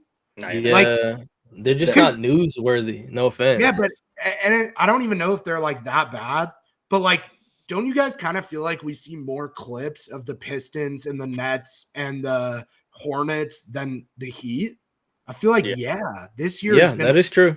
Yeah. It's been like Miami has been in one way like the most irrelevant team of the entire league. Like, I don't know what Bam's averaging. I don't know what Jimmy's averaging. I don't know what Tyler Hero's doing. I don't know. I know nothing about the Heat. He could be injured and we wouldn't know. Like, somebody told me $5 million right now to tell me how much points per game Bam's scoring. I'll be broke. No. Still. And they said you could get within 5 of it. I wouldn't know. Yeah, still wouldn't get it yet. I don't know what to tell you, dude. I know nothing about the Heat. It's very weird because I do think they are typically one of the most relevant NBA teams in my lifetime since early 2000s. But like this year has been really weird. Sorry, back to the topic. Yeah. Earl, I think it's your turn because I think Alan just went. All right, but I'll go. Why am I delaying this? I'll go Austin Reeves. For me, according to Reeves standards, I'm stuck between like high C+ and B- range for me for Reeves because I feel like he can be playing a lot better than what he is, but him competing on the defensive end every single night definitely gives him a plus in my book. Even if it doesn't always lead to a stop, he's always in the play. Like, he's always locked in. So I'll kind of let it be a vote between B- and C+ range. What do we think? I'd put him below Dalton Connect. Yeah, okay. I agree. I don't think he should be on the same tier as D'Lo because that is true. Austin sucked 2 days ago, but he clearly got badly injured early in the game. You know, that is true too. Yeah. But below Connect, which is fair. Yeah. Who's next? Oh, I guess I only went one. I'll go. No. If we're in the same order as I see on my screen, Alan, you should go. Yeah. Let's go with Max Christie. I think I got either between Dalton and Austin or like maybe above Dalton. Like I think Max has been playing some crucial minutes, but like I said, he has some issues here and there, but he's been playing some big minutes so far. Yeah. I like it because I'll say like he's been getting a lot of heat and slack from the community about how he's been performing, but on defense, he's been really active. He hit that really crazy block, and then when it hit an and one on the other side, and that was just one possession from one game we're talking about. But overall, he's been really good, like compared to what he's been playing. So I agree. I think he's somewhere in that B tier for sure as far as like this week. we just had. I got B. I'm with you guys. Also, one other quick update. So check. You guys don't have to check because I'll tell you. The Knicks and the Pelicans are playing right now. They're at halftime. The score, the Knicks have 57. The Pelicans have 28. One of the lowest scoring halves I've ever seen. I'm sorry. By the way, mind you, that's 56 points the whole game. That may be the lowest scoring half I've ever seen in an era that's so high scoring. Yeah, that's like old 2010 type of scoring out there. 28 for the whole team. I Is mean, we know Brandon how Ingram bad hurt? they are. Brandon Ingram's hurt, right? Maybe. They're all injured. That whole team's injured. I'll say that. If Brandon Ingram's playing and losing like that, bro, free my boy Bi. For real. But I think it's your turn, Alan. Or did you just go? I went with Max. Oh, he went. My Oh, fault. it's your turn. My fault. Yeah. Christian Coloco. Okay. Fuck, dude. Who knows? I mean, You like, chose him. I chose him like he's okay sometimes. No, I mean, I know what you mean. Christian Coloco. I almost want to say South Bay Lakers, but I know he's on the team and plays. I mean, we do got a D tier this week, in my opinion. Oh, we do have a D. Oh, yeah. Okay. Yeah, we got a D tier. Wait, but at the same time, like, is he that bad at what he does? I don't know. But he what? I mean, I feel like in the minutes he was playing, he was playing all right. Like it's not like he's playing like a whole bunch of minutes, but he's definitely nothing higher than. Well, obviously he's not higher than anything. C. I don't know. I'm going D. D'Lo had a good week, dude. D'Lo dropped like 4 threes last game. Like, that is he true. was looking good. Like Coloco cannot do anything as good as D'Lo did. I'm gonna go D. I agree. All right, I'm gonna pick up my GOAT, Cam Reddish. I thought you were gonna say Cam. LeBron. No. It's Cam Reddish. Cam Reddish. He's Cam Reddish, bro. And for that simple fact that his name is Cam and his first name is Cam, last name is Reddish, he is on the bottom. Oh, dang, but D'Lo had a good week. Okay. See, I value defense a lot because we don't have any on this team. And I feel like Cam Reddish has been one of our only good defenders, or plus defenders, I should say. So I'm probably going to put him on. I want to say probably C, bro. I'll probably put him C. I think he could have a better week because this week he wasn't really knocking down those corner threes like he usually has been. So I know we can play a little bit better. So I'll put him on that C range as well. Yeah, I mean, I would want to have him on B by next week, but I'm going to agree with you because this is for this last week. I would also say C. Yeah. Looking at stats, I would put him at D. He got 0 points in all 3 games. Oh, he did? I didn't even know that. Okay. Oh, never mind. Yeah, my fault. Put him on D. I'm a casual, bro. I'm sorry. He did get 2. I thought he scored 1 steal. So he was active defensively, but like majority of his offensive game was like 0 for 1, 0 for 3, 0 for 1. Yeah. Yeah. I did not know that. I'm a casual. My bad.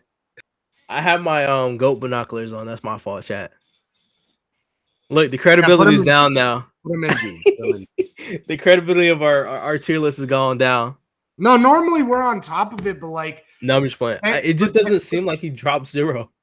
But Cam's an interesting player though, because we evaluate him so much more off of just being there, like playing defense. True. It's not always about the offense, but Alan's right because like the reason we would put him in B or A from being like is because he was hitting all these corner threes because he was shooting 70% from 3 or whatever it was. Like, so if that goes away, I mean, we shouldn't put him higher this week. Yeah, that's true.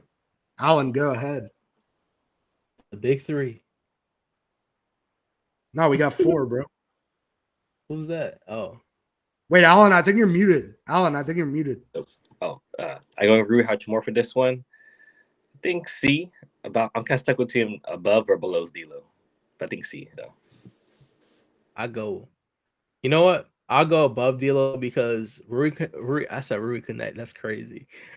Rui Hachimura. He was hitting not hitting. He was. What am I trying to say? Chill, Earl.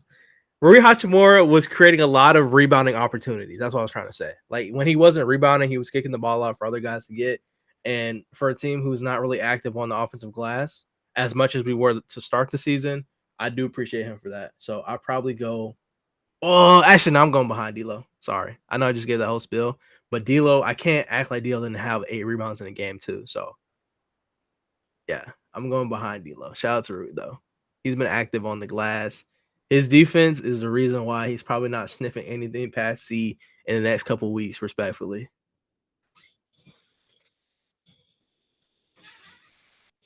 I'm your muted, Jake, by the way.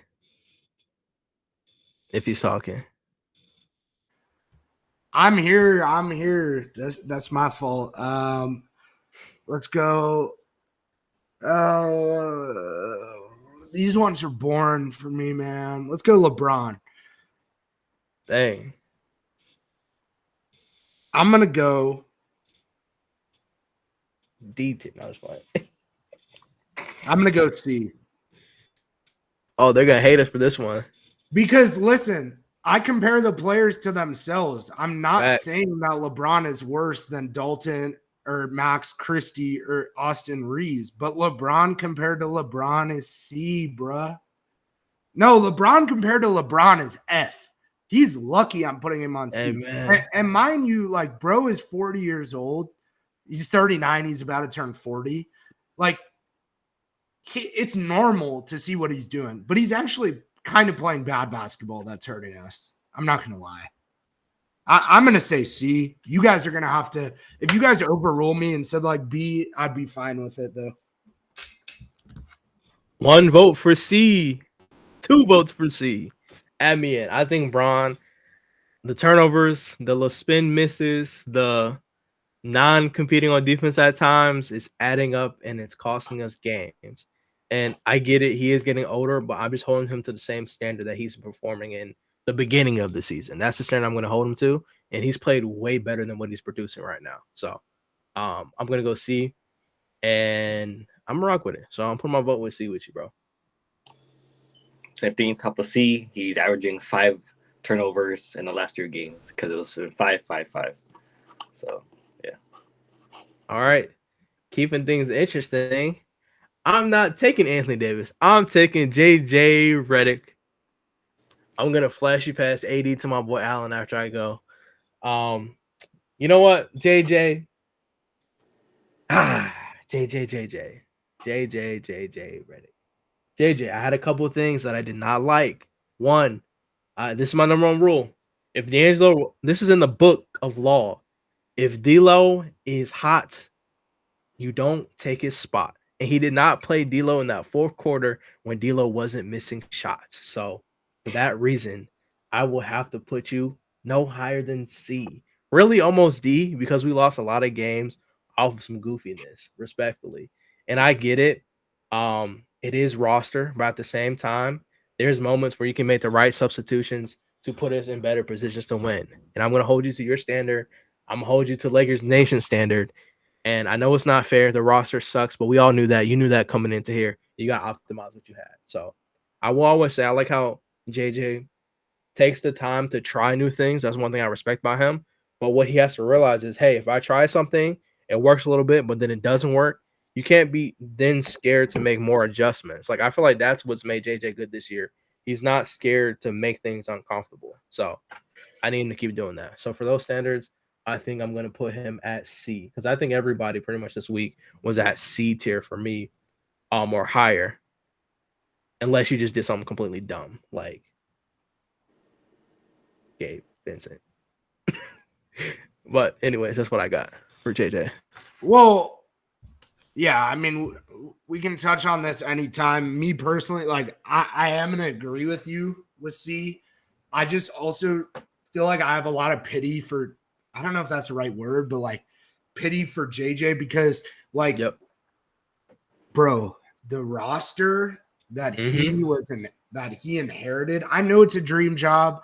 Frankly, I do feel like he was able to skip a few steps in terms of his coaching career just because he's so smart about basketball, had great connections from the NBA.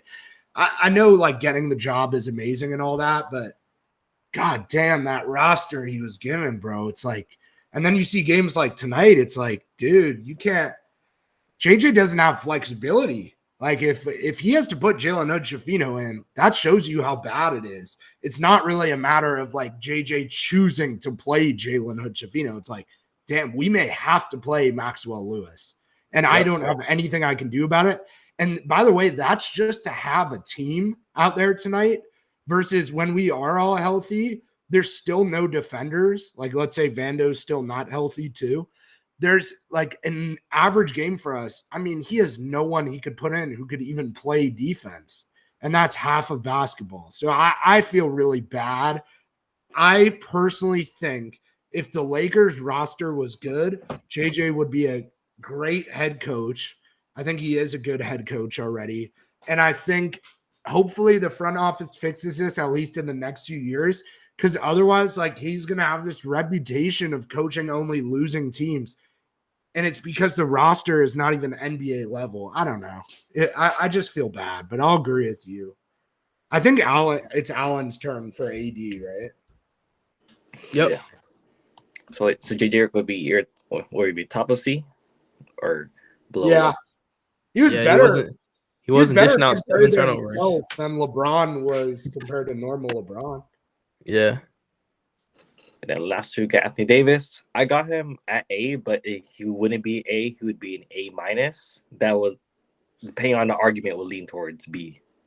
So, but I got him A minus just because, like I said, he's been still he has and still has to be impactful in order for it to win. The problem is like AD hasn't been himself to me the last week, and since Denver. At least I forgot what he did against the Magic. I mean, he missed free throws against the Magic, but I think besides that, he was cool. Since Denver, he hasn't been himself. I'm even tempted to put him lower, but like in the Lakers tier list grand scheme of things, I'm not putting Anthony Davis this season at any point like below Max Christie or some shit like that. So I think what Alan said is fair. I would also say, like, no one else is A this week.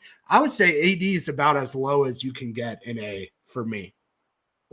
Yeah, in my eyes, I think to Anthony Davis standards, he's probably top of B low key, but really, really A minus if we want to think about it. Because still, even on his floor, he's the core of our team. I mean, that Magic game, he had 39, I'm pretty sure. And he missed the 2 free throws to get that 40 piece that we've been kind of looking for, and to really win us that game as well, which sucks. So if he would have hit that, I think it would have been an easy guaranteed A, and we would have won that game, obviously. But then his floor, I mean, he had a 15-point, 12 rebound game, I think, last game. The game before that, in between, I think the Suns game. I'm not sure what the stats are on that one offhand. I'll have to look it up, but I'm sure it wasn't like the average Anthony Davis numbers we're used to as well. So. Holding guys to their standard, I say like either top of the B or like you said, A minus. So I'm cool with whichever way y'all want to go with Anthony Davis. Yeah, I would just say like super A minus, but me personally, like it's hard because I know it's supposed to be based off the week, but just if you do think about the bigger context to the season and just like what the team needs, it would be very difficult for him and Max Christie to be 2 spots, apart versus like 3. I don't know. It's nitpicking on the same row versus not. One other note for the game tonight, I was just thinking about. I know Bronny James is injured, but I actually do think that Bronny would have played real minutes tonight if he was healthy. And I don't know if we could have complained, if that makes sense. Like, I have him on the same tier or a little better than JHS. I mean, it seems like Coach isn't playing Olivari. It seems like Traore or Maxwell Lewis can play. I mean, if those guys can play, I believe Bronny would have played tonight, but he is injured, which, by the way, we could move Bronny to the injured tier, but he is a South Bay Laker regardless. So, Yeah. But I do think we should probably wrap it up because all of us need to take a break for a sec. We have the game starting here. Our stream for the game actually does start in 23 minutes already. Yeah. And that being said, thank you all for joining. We had, like Jake mentioned, we had a highest view count, I believe, like 25, as always. And also, thank you for everybody on Twitter for watching on Jake's Six-Man Jake's X's live video there. Thank you all for joining there. As always, like I said, stay here. In an hour, we'll be here for the Lakers versus Utah Jazz game live on playback. As always, give us a like, subscribe, follow, give us a 5-star on Spotify. And as always, is Go Lakers. Have a great day. Peace, everybody. Peace.